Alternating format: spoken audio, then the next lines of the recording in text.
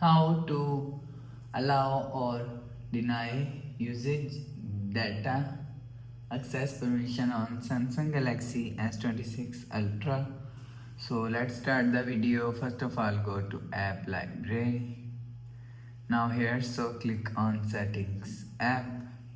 Now in setting, scroll down and click on apps.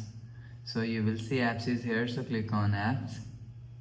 Now here, so click on this three dot icon. So after click on this three dot icon, click on special access. So after click on special access, so scroll down and you will see usage data access is here, so click on usage data access. So you will see, so if you want to deny usage data access permission, so turn off this buttons. So after turn off this button, you will see usage data access permission is denied. So if you want to allow usage data access permission, so turn on this buttons.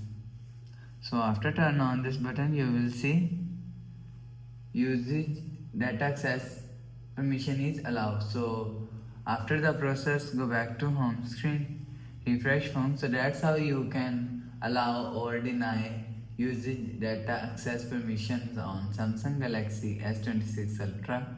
So if you like the video, please subscribe. Thanks for watching.